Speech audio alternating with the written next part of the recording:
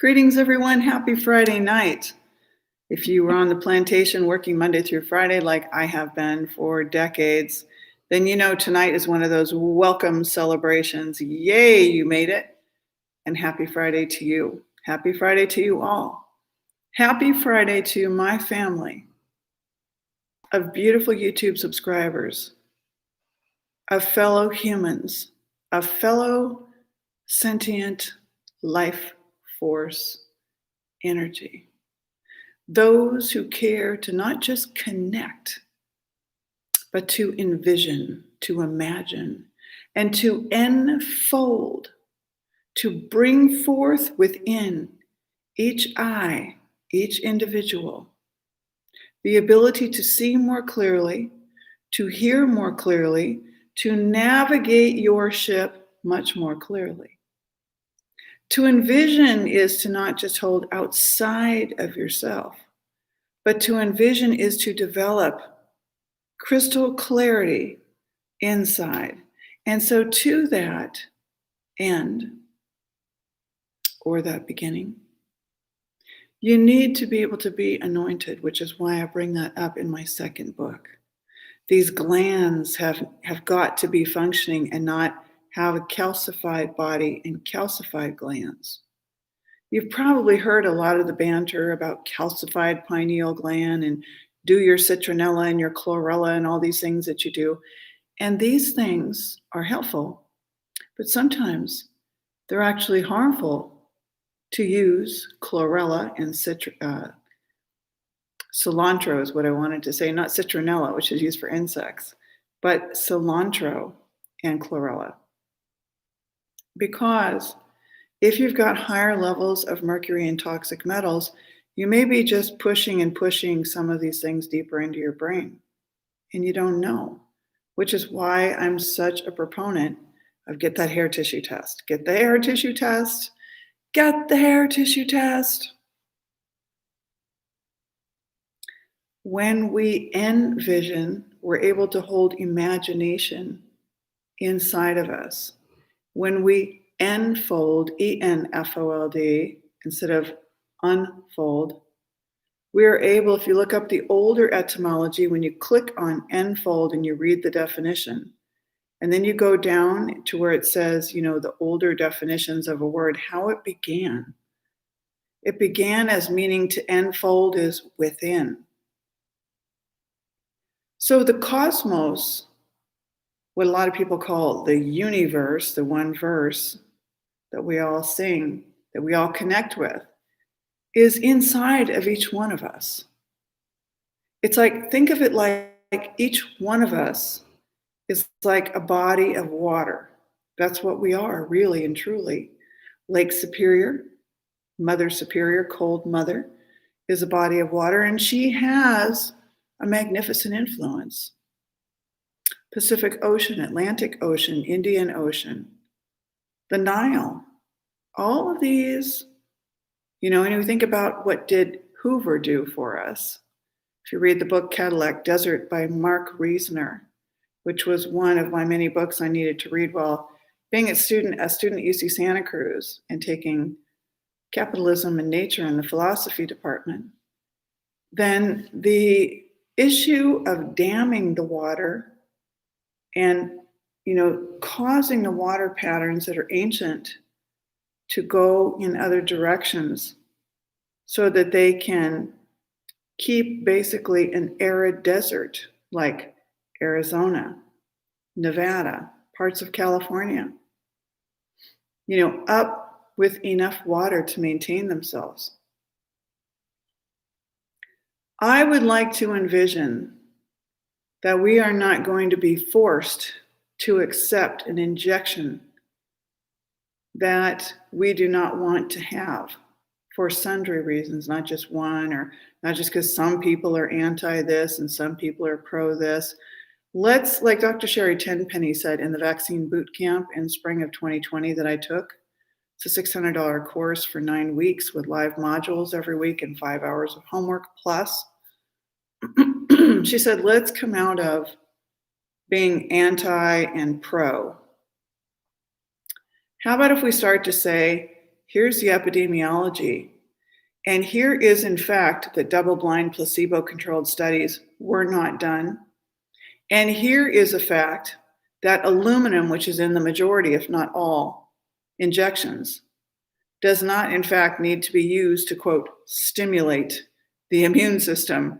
Because once you put aluminum in the body, there are no MSDS, material safety data sheets, that are done with any kind of real studious reports. No good reports are done about what happens when aluminum enters your brain.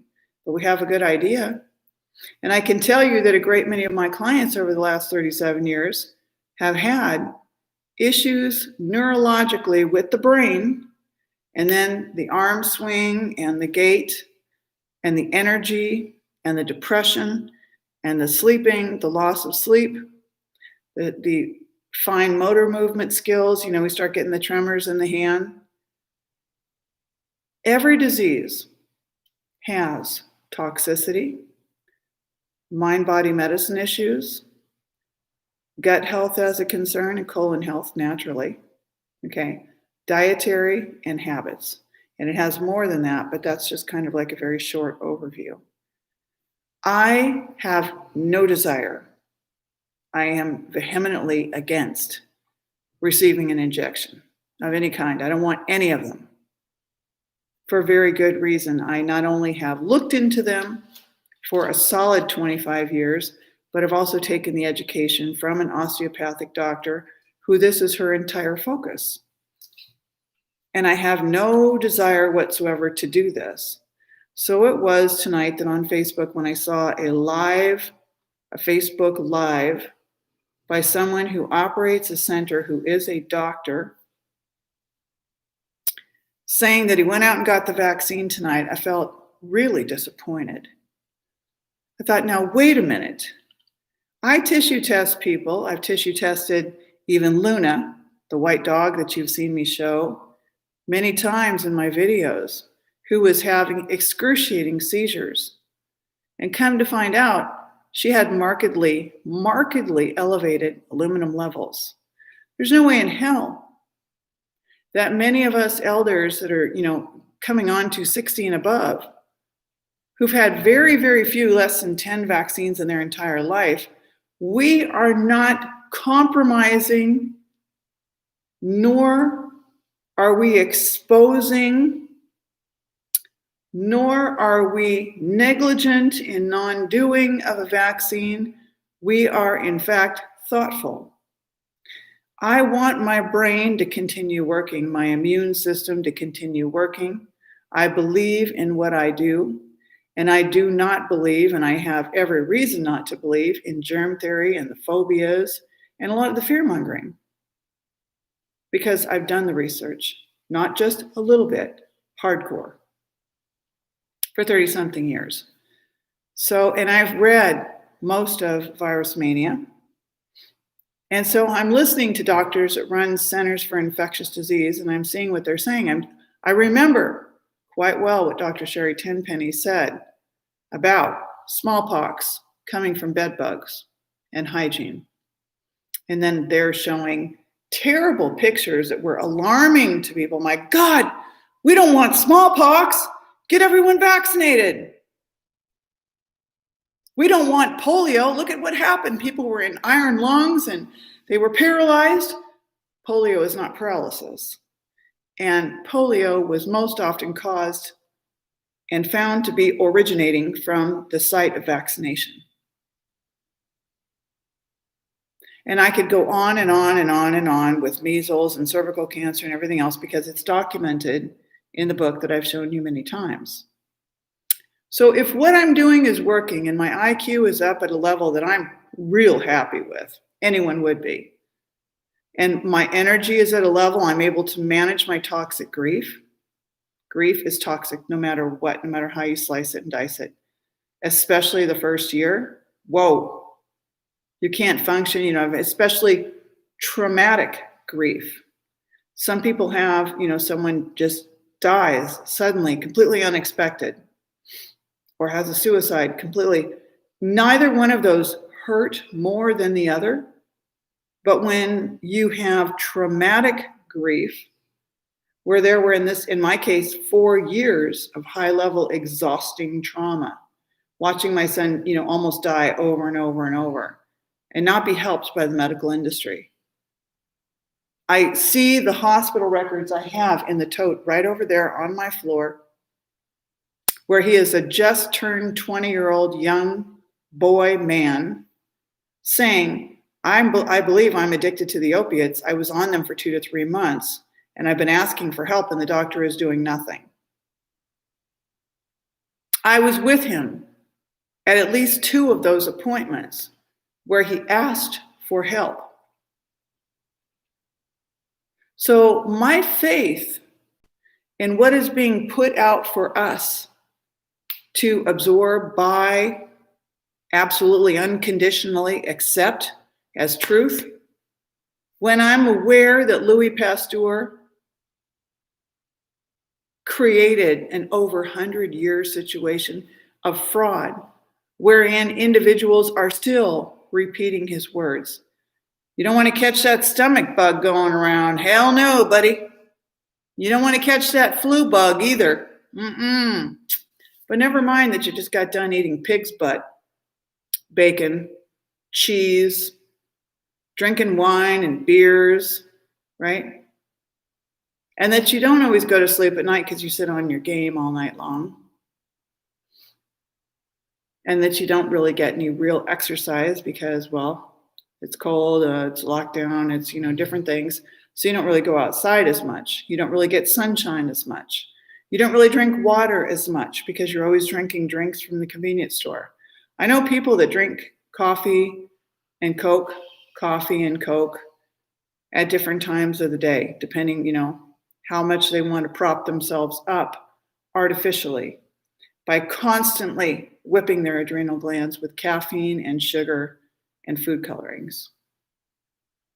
And so these are the people that, while they're not identified as ill, sick, diseased on a clinical basis, meaning the doctor took their blood test, they're not out of range on a blood test. Nothing has been diagnosed. To me, they in fact do have pre-existing conditions. I can see it with the fungus on the face. I can see it with the thicker and thicker and the more degenerative eye issues. I can see it with the skin, the eyebrows, the thick tongue. I can see the stammering. I can see the body. I can see the rigidity of mind. Eventually, you will start to see the brain lateralization where we're way over on the left. It's always got to be analytical and proven and test-based and studies, and this is pretty predominant. So what I'm sharing is we have the ability to envision first inside of us a better world, a safer space, calmer, more productive.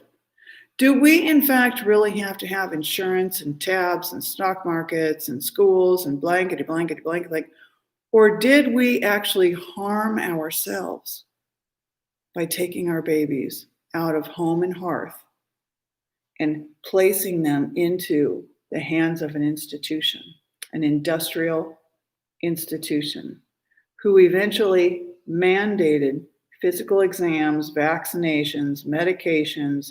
They can't sit still, while they were actively, in many instances, not all, being bullied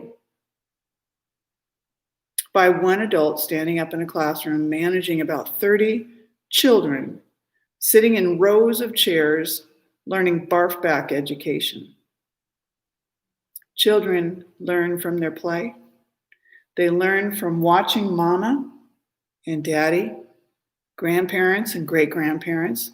So they learn the smooth skills of caring, empathy, germinating seeds, preparing the food, taking care of the daily chores, taking care of their body, synchronizing with the cycles of dark and light. Not, hurry up, you got to get up at 6 o'clock in the morning. I know, but it's dark. But you got to grab a shower, get your backpack on, get your clothes, and grab your lunch out of there, and let's go, let's go, let's go, let's go. And pretty soon it became busy, busy, busy, busy, busy. You been busy? And this is what it would say, right? And everywhere you went, people were hawking up loogies outside, lots of mucus. It didn't matter that we'd flooded the whole world with mucus-producing food, and that we could go to the doctor, or we could go take our Mucinex, we could go take our decongestants, we could go take our constipation pills, and we could just keep on going. But it does matter.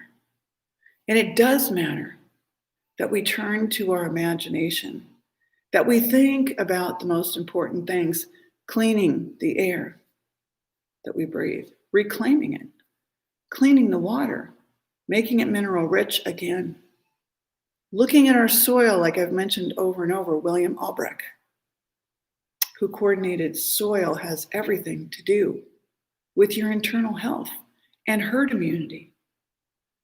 Breast and soil. I was speaking about this to a few people today. Breast and soil. So thank you for joining me. This is just a super quick one. It looks like we are at 15 minutes. And I want to thank you for watching, subscribing, liking, sharing, and being here with me, because we're in this journey together. Thank you.